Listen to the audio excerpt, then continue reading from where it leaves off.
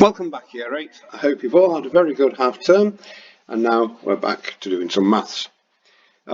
This term's main unit is on statistics, and I'll explain a little bit more about what statistics is in a moment or two. First of all, I would like you to have a go at these 5 questions down here, the Fast 5. I'll give you a moment or two to do those, so if you can pause your work, pause the video for a moment and have a go at those 5 questions.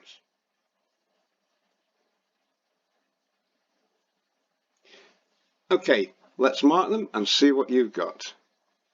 Right, 17 add 23 add 20 is 60. Number 2, divide that answer by 5 gives you 12. Multiply the answer to question 2 by itself gives you 144. Subtract 44 from this gives you 100. And taking the square root of 100 gives you 10. So 5 straightforward marks there.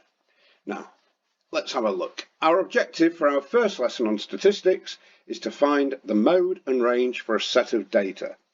Now, like with any unit, the early lessons in this unit are fairly straightforward, and they get progressively more difficult as we go through the unit. So today's lesson I think you'll find quite basic as we look at mode and range. Bronze can find the mode for a set of data, silver can find the range for a set of data, and gold can find the mode and range for a set of data which includes negative values. Our keywords: data, mode, range, values, negative and positive. So what exactly is statistics?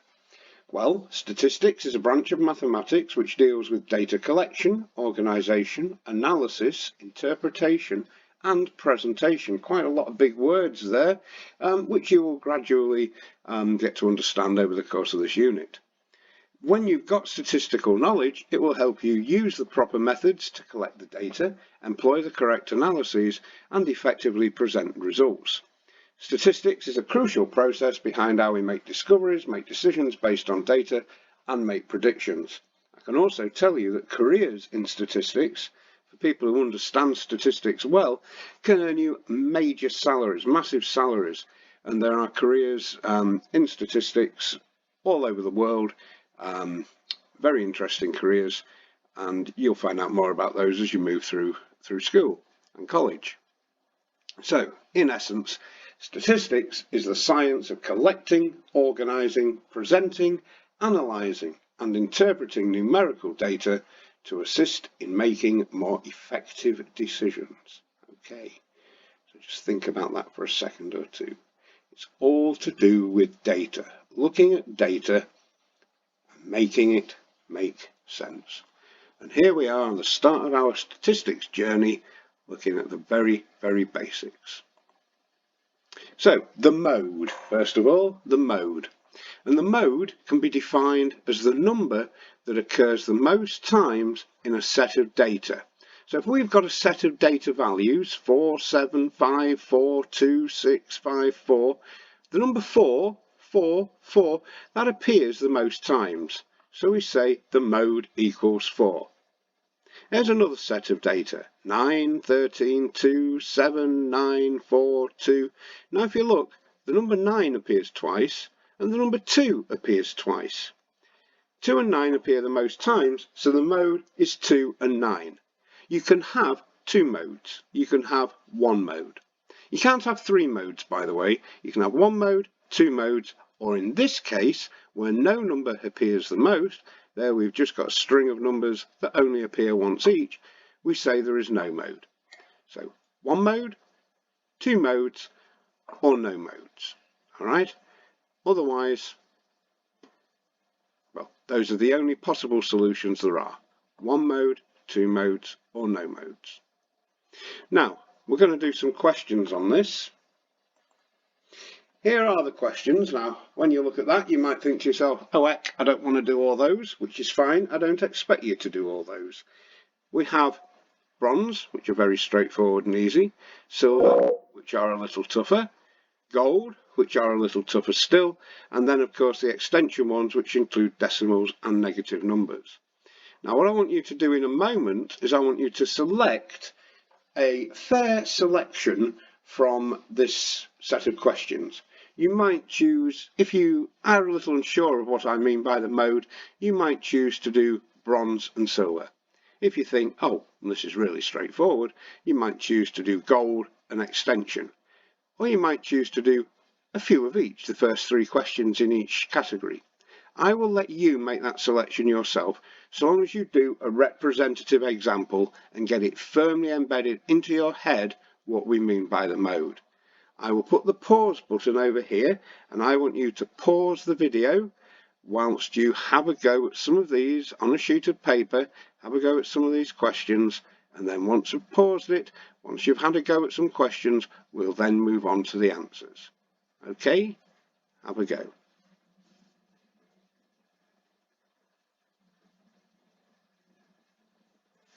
Okay, Year 8, let's move on. Here are the answers.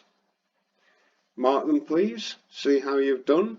As you can see, some of them have 2 modes, some of them have no modes, some of them have negatives, some of them have 2 modes, decimals. Okay, hopefully you've found the idea of the mode, very straightforward.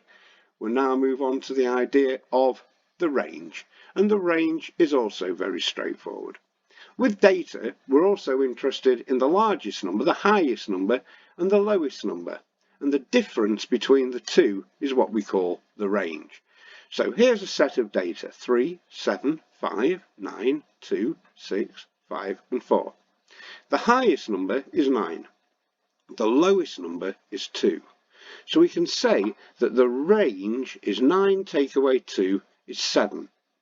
Now, if I wanted to look at this, give you a practical example of this, say if I was looking at children's pocket money, £3 a week, £7 a week, £5 a week, £9 a week, £2, £6, £5 and £4 a week, I could say that the range of pocket money that these children received was £7 a week. That would mean that the difference between the highest pocket money these children received and the lowest pocket money these children received was £7. This would be a practical example of where we use range. Here's a second example, very, very similar. 9, 4, 16, 8, 11, 9, 12, 5. Highest number is 16, lowest number is 4. The range, 16 take away 4, the range is 12. This might be, for instance, the number of hours spent doing homework by some students during one particular week. 9 hours, 4 hours, 16, 8, 11, 9, 12 hours and 5. The difference between the most number of hours spent doing homework and the least number of hours spent doing homework, the range is 12 hours. Okay, so there's some examples. Now, let's move on to some questions. Now, when you do these questions, again, I don't want you to do everything because there's tons on here. I want you to choose a selection based on your understanding so far. Bronze and silver are very straightforward, whole numbers, just a little bit larger numbers in silver.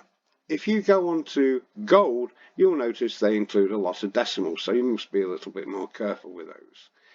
When you get to extension, be extremely careful because we have negative numbers. And remember, when you take a negative away from a negative, it becomes a positive. All right, so be very careful when you get onto if you decide to do some of the extension exercise. Again, do enough until you are confident that you have the idea of how to calculate the range. Now, what I will do when I can get hold of this, there we go. I will ask you to pause this video now and have a go at these questions on a sheet of paper, and then we'll come back to them in a couple of minutes' time and you can mark them, or in a few minutes' time, however long it takes you, and you can mark them.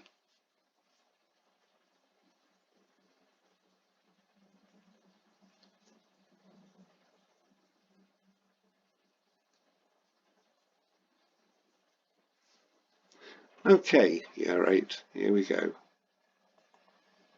Right, there are your answers to the exercise on range. If any of you did the extension questions, and got any of the answers incorrect, I would like you to look back and just see where you made those errors, and see whether it is something to do with a subtraction of a negative number. In fact, if any of you have made any mistakes at all today, I would like you to have a look back at the questions and see if you can correct those mistakes and see where you've made the errors. Okay, so I told you today's lesson was fairly straightforward. The mode, the data value that appears most often. Range, the difference between the highest data value and the lowest data value. Okay, now what I would like you to do is complete the questions at the end of the form and press submit, please. This way I can gauge how many people are engaging in this lesson, so that is extremely important for you to do. Thank you very much for your involvement today, and there'll be another lesson for you to do later this week.